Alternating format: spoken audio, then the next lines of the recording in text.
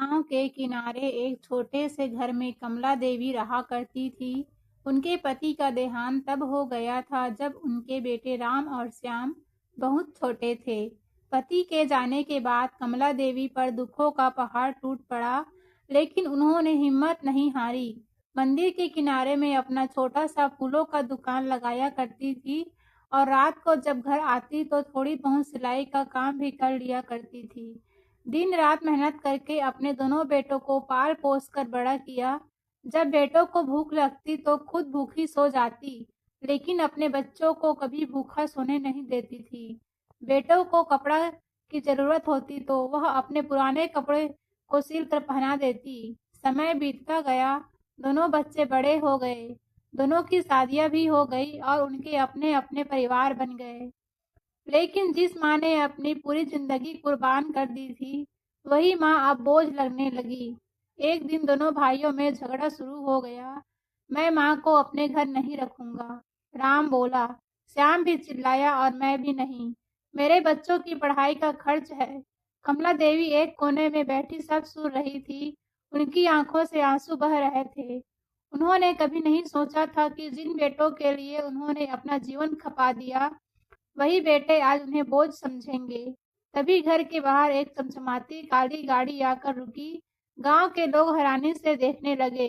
गाड़ी से लगभग 40 साल का आदमी नीचे उतरा।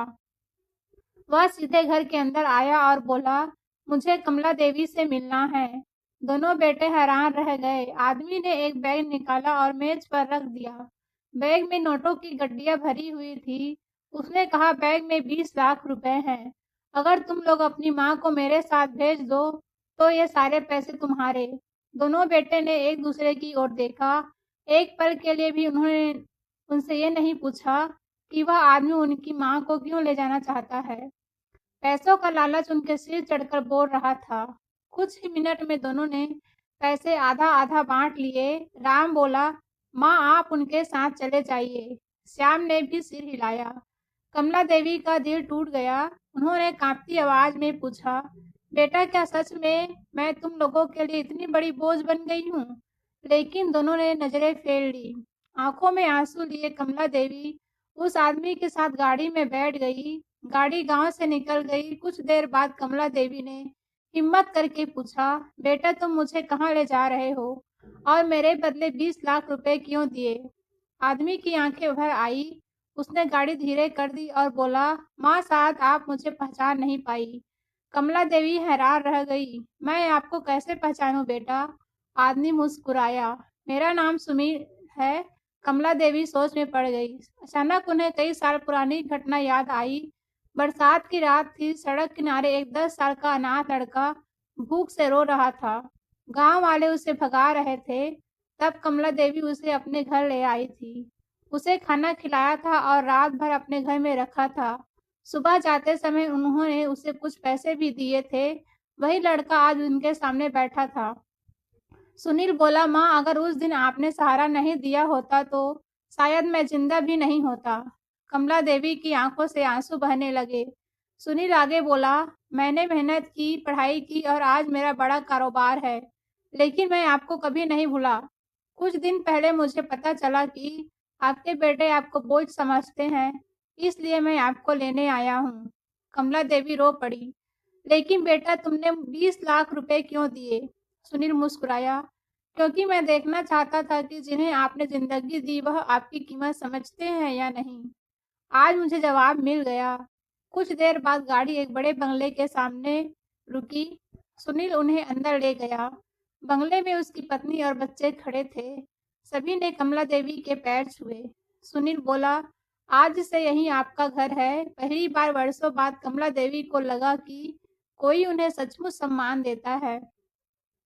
उधर राम और श्याम ने 10-10 लाख रुपए बांट लिए, लेकिन पैसों ने उनके घरों में सुख नहीं दिया। दोनों परिवारों में पैसों को लेकर नए झगड़े शुरू हो गए। कुछ महीनों बाद दोनों भाइयों का कारोबार भी घाटे में चला गया। पैसे खत्म हो गए। अब उन्हें अपनी गलती का एहसास होने लगा। एक दिन दोनों भाई सुनील के बंगले पहुंचे। उन्होंने देखा कि उनकी माँ सम्मान और खुशी से रह रही है। दोनों माँ के पैरों में गिर पड़े। माँ हमें माफ कर दो।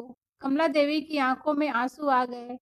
उन्होंने कहा, बेटे, माँ का दिल बहुत बड़ा होता है, मैं तुम्हें माफ करती हूँ। दोनों भाइयों ने राहत की सांस ली, लेकिन तभी कमला देवी ने आगे कहा, माफ करने का मतलब यह नहीं कि फिर उसी जगह लौट जाऊं जहां मेरी कोई इज्जत नहीं थी। दोनों बेटे सर झुकाकर खड़े हो गए। सुनील बोला, जिस माँ ने तुम्हें चलना सिखाया, तुमने उसे अकेला छोड़ दिया। याद रखो, माता पिता बोझ नहीं होते, बल्कि वही हमारी सबसे बड़ी दौलत होती है। उस दिन दोनों बेटे खाली हाथ लौट गए, लेकिन एक बहुत बड़ा सबक लेकर। और कमला देवी ने अपनी बाकी जिंदगी उस घर में सम्मान, प्यार और खुशी के साथ बिताई, जहां उन्हें माँ का दर्जा मिला था। सीख: माता पिता की कीमत पैसों से नहीं आंकी जा सकती। जो लोग अपने माता पिता का सम्मान करते हैं, वही जीवन में सच्चा सुख पाते हैं। धन्यवाद। अगर यह कहानी आपको अच्छी लगी हो तो प्लीज़ लाइक, सब्सक्राइब कीजिएगा। धन्यवाद।